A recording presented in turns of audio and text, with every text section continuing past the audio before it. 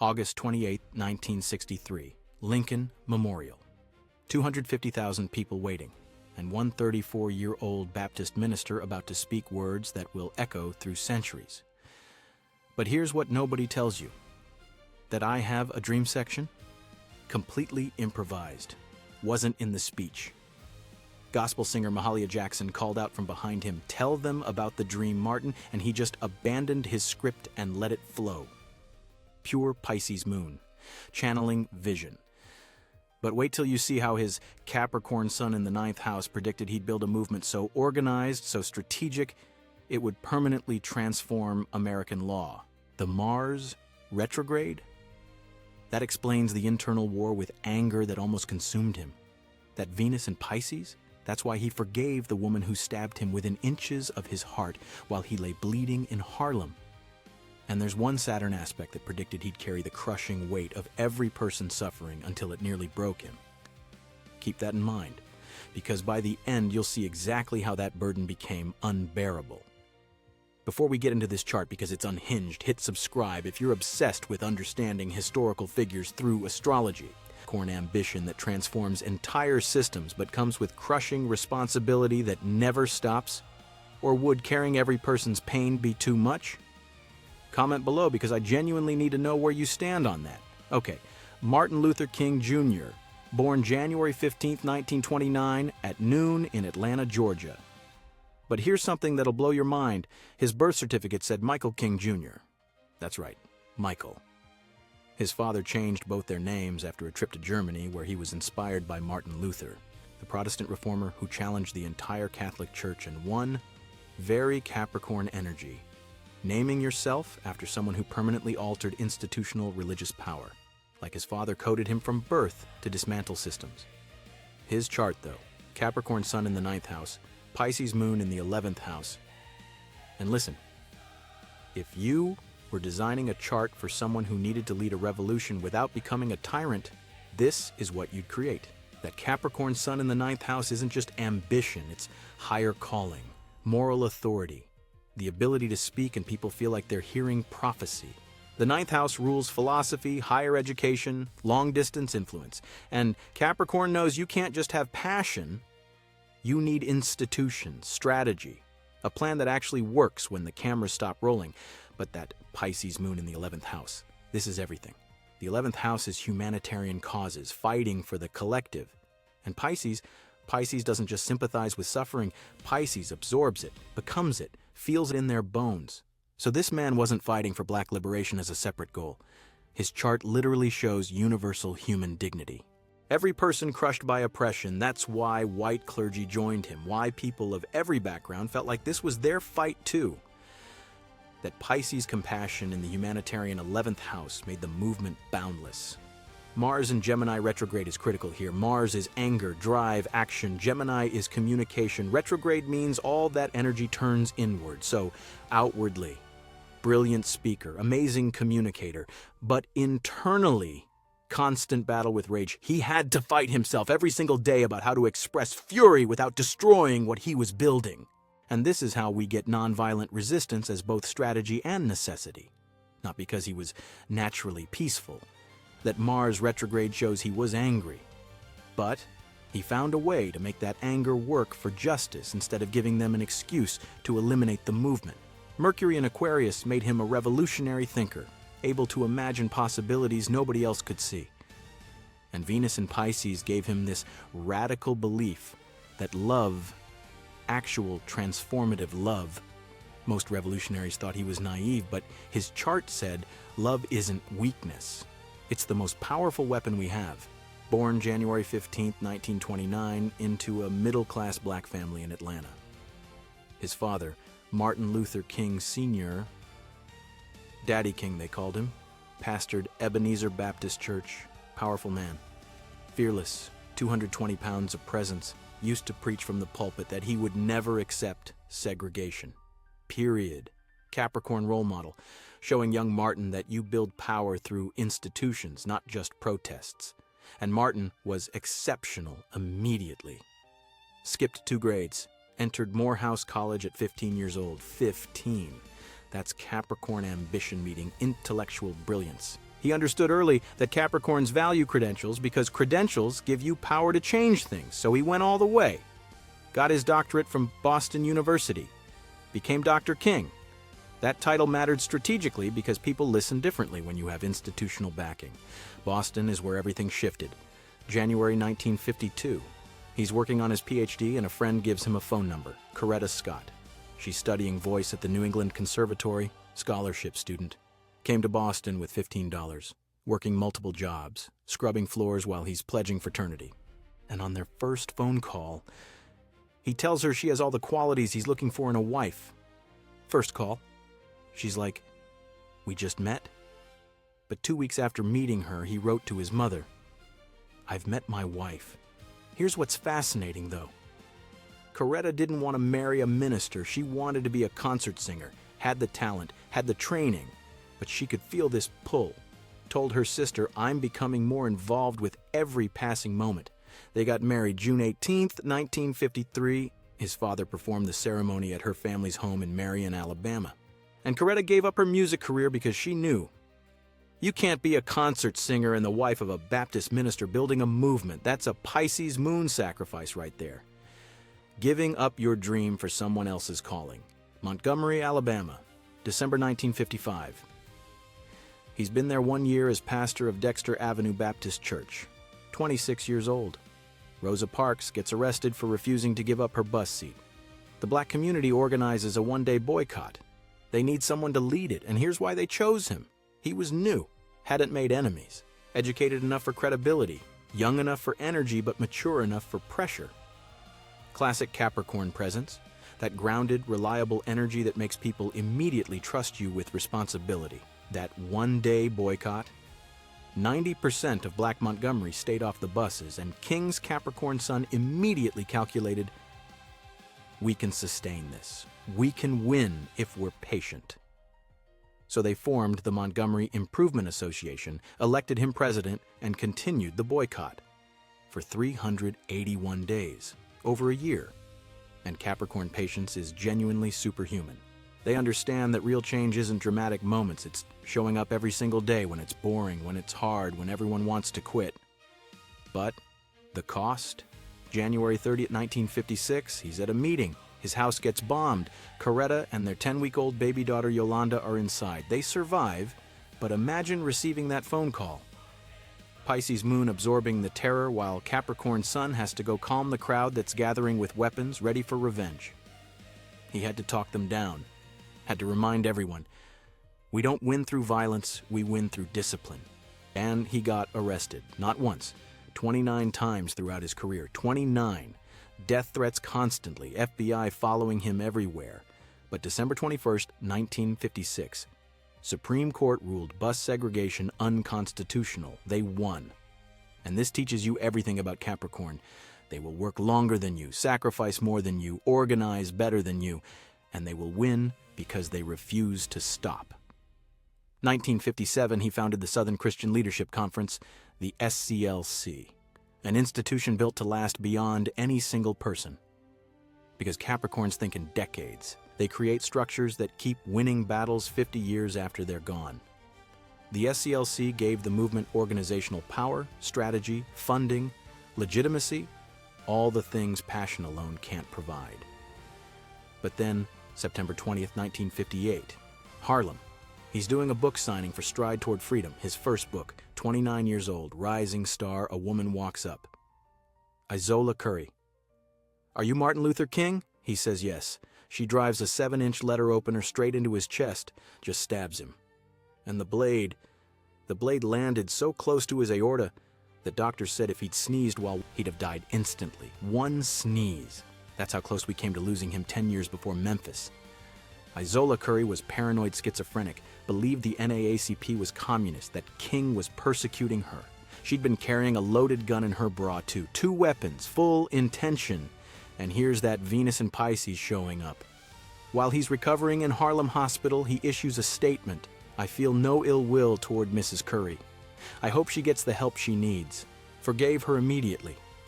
Most people would want vengeance. But Pisces Venus sees suffering everywhere and responds with compassion, even when that suffering nearly ended you. That stabbing taught him about fragility, though, about mortality. He referenced it later in his final speech, talked about how a sneeze would have taken him out, how he was grateful for every day after that blade. It made him understand time wasn't guaranteed, made that Capricorn drive even more urgent. Now we need to talk about Birmingham. Spring 1963, one of the most segregated cities in America, more unsolved bombings of black homes and churches than anywhere else in the nation. King goes there to help organize protests. April 12, 1963, he gets arrested, spends 9 days in Birmingham City Jail, some of it in solitary confinement.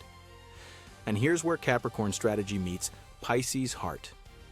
8 white clergymen had just published a letter in the Birmingham News calling King's methods extreme, basically saying, wait, be patient, work through the courts. And King, sitting in that jail cell, starts writing back, literally writes in the margins of newspaper, then on scraps of paper a trustee smuggled to him, then on legal pads his lawyers brought, creates one of the most important documents in American history. Letter from Birmingham jail.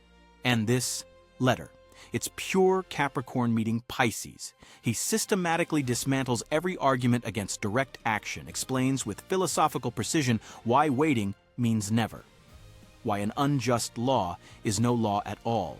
But he also writes about suffering, about the daily humiliation, about what segregation does to the soul, makes it impossible to read without feeling injustice in your chest. He wrote, "Injustice anywhere is a threat to justice everywhere. We are caught in an inescapable network of mutuality. That's 11th house Pisces Moon understanding that liberation is collective or it's nothing."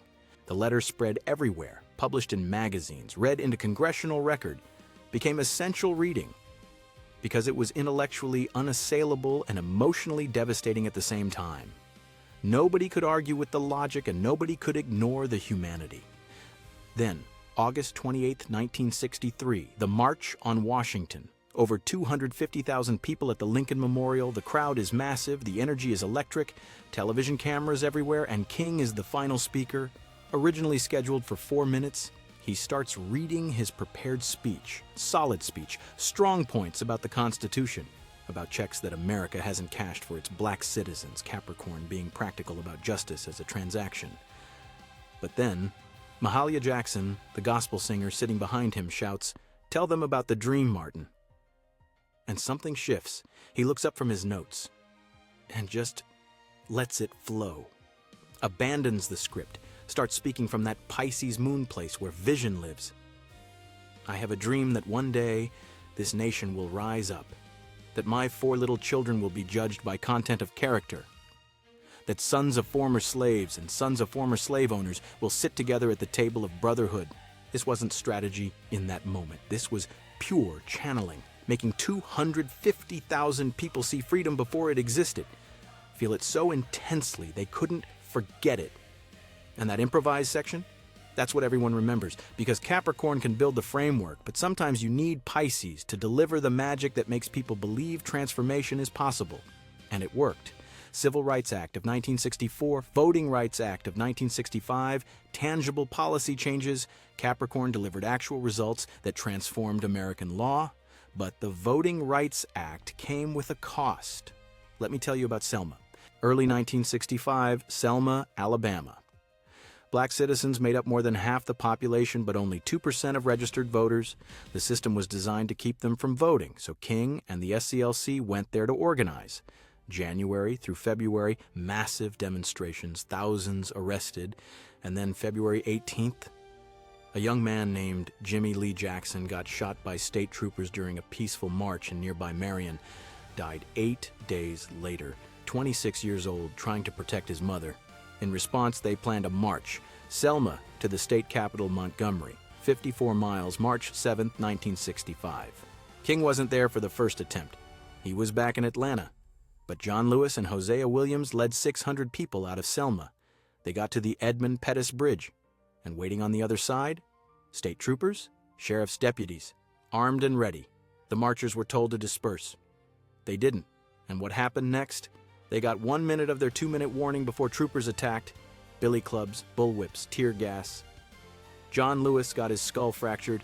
Over 60 people hospitalized, blood everywhere. And that night, ABC interrupted their broadcast of Judgment at Nuremberg, a movie about Nazi war crimes, to show footage of what happened in Selma. 50 million Americans watched peaceful protesters get brutalized on their TVs. They called it Bloody Sunday. The outrage was immediate, national, international. King called for religious leaders from across the country to come to Selma. 2 days later, March 9th, he led another attempt. Got to the bridge, saw the troopers again, and made a decision that confused everyone. He turned around. Turnaround Tuesday, they called it. Some protesters felt betrayed, but King was waiting for federal protection, playing the long game, very Capricorn, March 21st. Finally, under protection of federalized National Guard troops, they set out again. This time they made it. 5 days, 54 miles, sleeping in fields, walking 12 hours a day. And by the time they reached Montgomery on March 25th, the crowd had grown to 25,000 people. King spoke from the Capitol steps, said, "The arc of the moral universe is long, but it bends toward justice." And 5 months later, August 6, 1965, President Johnson signed the Voting Rights Act. But here's what nobody talks about: the weight, that Saturn opposition, that Pluto transit. By 1965, King wasn't just a leader, he was the symbol, the voice. Every decision mattered, every word was analyzed, and that Pisces Moon was absorbing everyone's trauma, every beating, every death, every setback. He felt responsible for it all. Coretta held him together. People don't talk about this enough, but she was steel. When his father, Daddy King, wanted them to leave Montgomery after the bombing, Martin was ready to go. Coretta said no. "We're staying." When the FBI sent that anonymous package in 1964 with a tape supposedly of King at an orgy and a letter threatening to expose him if he didn't unalive himself, Coretta opened it, listened to the tape, said, "I don't hear my husband," stood by him. That's Venus in Pisces, too. Loyalty, even when it costs everything. They had 4 children by then: Yolanda, Martin III, Dexter, and Bernice. And King was gone constantly, traveling, organizing, speaking. He wrote that it was impossible to be a good father and husband with these demands, but the movement needed him. The Pisces Moon wouldn't let him stop while people were suffering. By 1968, he'd expanded focus. Not just civil rights anymore, economic justice, the Poor People's Campaign fighting for living wages, safe working conditions, health care, housing, for all poor people regardless of race. Capricorn trajectory. Once you accomplish one goal, you immediately set a bigger one. Early April 1968. Memphis, Tennessee, 1,300 black sanitation workers on strike. 2 workers, Ecole Cole and Robert Walker, had been crushed to death in February by a malfunctioning garbage truck. The city refused better safety or to raise wages from $1 an hour. King's advisors said don't go. Too dangerous. But Capricorn doesn't abandon people who need help. April 3rd, he spoke at Mason Temple, his final speech. And listen, he talked about the bomb threats that morning, about all the violence he'd survived, then said, "I've been to the mountaintop. I've seen the promised land. I may not get there with you, but we as a people will get there. Like that Pisces intuition knew, could feel something ending." But the Capricorn Sun said it doesn't matter. The work continues. The institutions survive. April 4th, 1968, around 6 p.m., he stepped onto the balcony of the Lorraine Motel. Room 306, 39 years old, getting ready for dinner, 1 shot. James Earl Ray firing from a boarding house across the street. King rushed to St. Joseph's Hospital, gone at 7:05 p.m. He left behind Coretta. 4 children, a nation in shock. Over 100 cities erupted in grief and rage, but here's the Capricorn legacy proving itself. The work didn't stop. The SCLC continued. The legislation kept passing. His birthday became a national holiday. There's a memorial in D.C. near Lincoln and Jefferson. The dream became woven into American identity. And that's what Capricorn does. Builds permanence. His influence didn't die with him because he'd spent 13 years creating institutions, training leaders, developing systems that could function without him. Strategic immortality. Every successful Capricorn revolutionary shares his traits. Thinking in decades, organizing relentlessly, understanding that passion without structure fails. But What made King different was that Pisces Moon preventing the Capricorn from becoming cold or ruthless. It kept the movement rooted in love, in universal dignity, in the belief that everyone's liberation mattered. Without that Pisces Moon, it might have been too rigid, too calculating. But without that Capricorn Sun, it would have been all vision with no vehicle, all dream with no delivery. The combination made him unstoppable. Emotional depth to inspire millions, and strategic brilliance to actually change laws. Compassion to forgive enemies, and discipline to outmaneuver them. And that's what happens when Capricorn refuses to stop building. When Pisces transforms suffering into vision. When someone understands that revolution requires the practical and the spiritual, the strategic and the compassionate, the institution and the dream. His chart predicted he'd be exactly what America needed. Someone who could lead a movement that wouldn't just protest, it would permanently transform how an entire nation understood justice. And decades after Memphis, we're still living inside the structures he built, still fighting for the dream he painted, still learning that change requires Capricorn's patience and Pisces' boundless love working as one force.